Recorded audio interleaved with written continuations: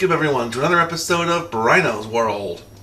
On this week's episode, I'm taking a pseudo suggestion from another YouTube channel which I'm quite a fan of. A lot of you may have already known the YouTube channel called Bob the Raptor, based out of northeastern Ohio.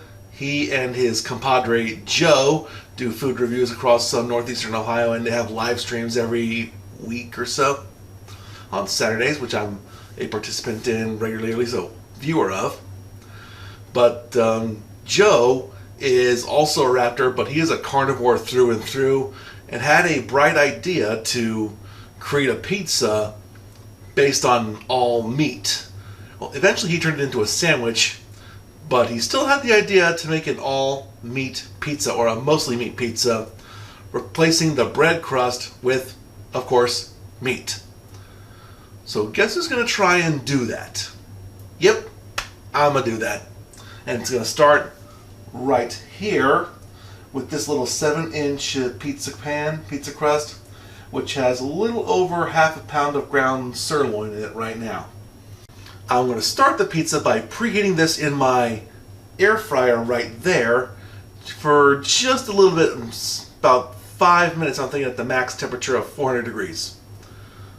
So let's get started.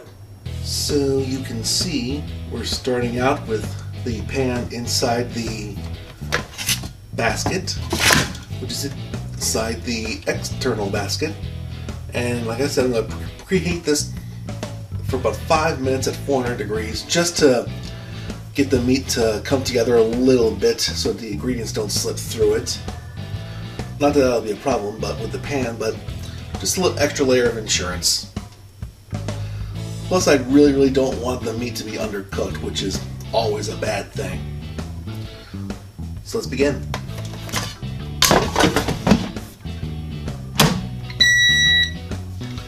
And again, this is only 5 minutes because we're going to be cooking this further once it's in pizza mode and ready. So just enough to cook it up a teeny bit.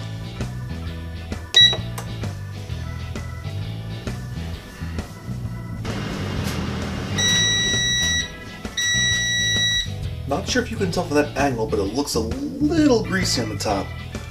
Surprised by that because it's a high, lean cut of beef, but it's something a paper towel can't fix. I'm also wondering if the pan might be causing more problems than it's solving. Alright, well, I thought about taking the meat crust out of the pan, but right now it's still a little fragile and I can't really take it out without ripping it apart, so I'm going to leave it in the pan for now. I'm a little worried that juice might pile up in there and maybe not ruin it, but might make it a little less pleasant, but which I'll just dry it on a towel afterwards. In the meantime though, let's top it like a pizza. First things first, the sauce. And here we go. Oh, it smells good. Now, here, I'm not really worried about getting it too close to the edge here because the pan's going to contain some of it. Next I got some cheap hand shredded mozzarella. Did it just before we started recording. I don't think I need this much, but better safe than sorry.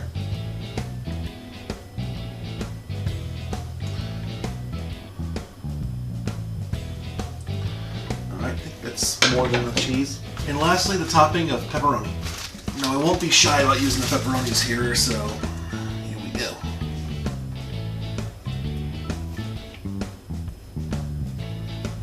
Alright, that's enough, except I need one more.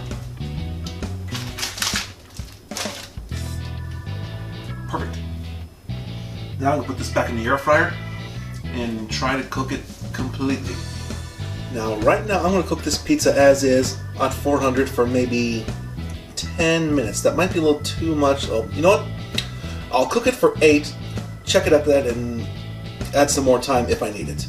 So air fryer goes in, and away we go. Well, I pulled my pizza out halfway, and I'm kind of glad I did.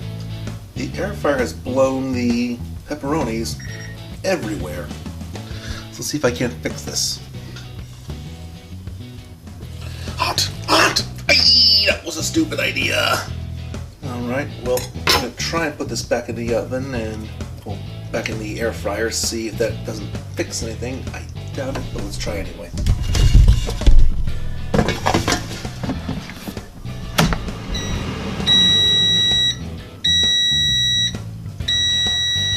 Okay, the moment of truth. Have pepperonis flown everywhere? So far, a little, but most of them that I've replaced are still on there. And I think the cheese is a nice little crusty thing on it, so I'm going to call that done. But my next step is going to replace the pepperonis and see if I can't dislodge this pizza from its pan and let it drain on some towels to get some of the grease out. Okay, so as you may or may not see, this pizza had a lot more grease and juice in it than I wanted or expected. Plus I think it mixed with some of the sauce, so it kind of messed that up too. But it is what it is, so let's see if I can get it, shimmy it out of this pan here. And as you can see, as a result of the, whoa, yeah, look at that, look at that.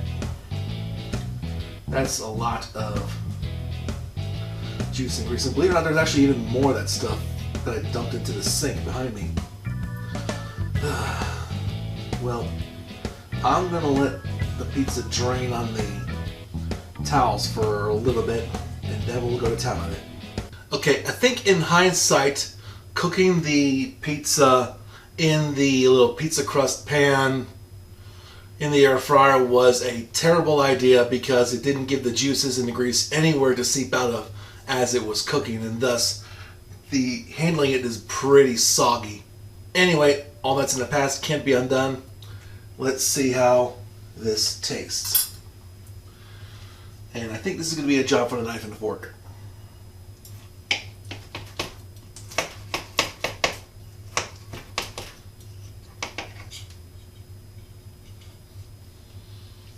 Yep, here's a slice. Look, some of the cheese is already slipping off.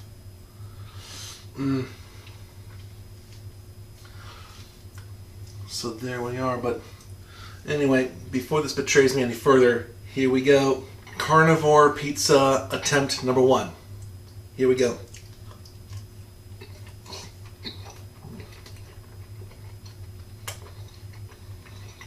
Meat crust doesn't taste undercooked, which is absolutely positive. I think it's actually cooked perfect. The only concern I think I have is I think the crust might be too thick, which if it was a bread crust it wouldn't be too much of a problem, but for a meat crust, yeah, this can get real filling real quick. Well, the only other gripe I might have with this is I need to season the beef with something. I forgot to do that here. I think if I did it next time, I'd add some maybe salt, pepper, maybe some oregano and basil.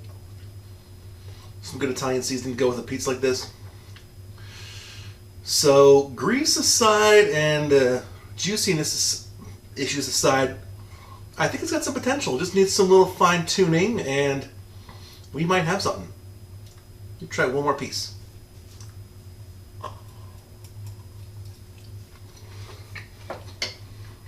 Yeah, I think it's clear what I need to do is to season the beef a little bit more and maybe let's let the juices and such drip out and maybe use less meat to make it more of a thinner crust. Still confirming what I thought, but it's not as bad as I thought it would be. Well, I want to thank again the Bob the Raptors channel, Joe, on one of his live streams for suggesting that idea. And I think you're onto something, Joe. I think just need to tweak this a little bit and we'll be good. Well, that'll do it for another episode of Brino's World. Thank you all very much for watching. If you like what you see on this channel, don't forget to like this video and leave a comment. Subscribe if you haven't already. Click the bell icon somewhere to be the first to get notified of views or new videos and such. Usual stuff. You know the drill. Once again, thanks for watching. Have yourself a good one.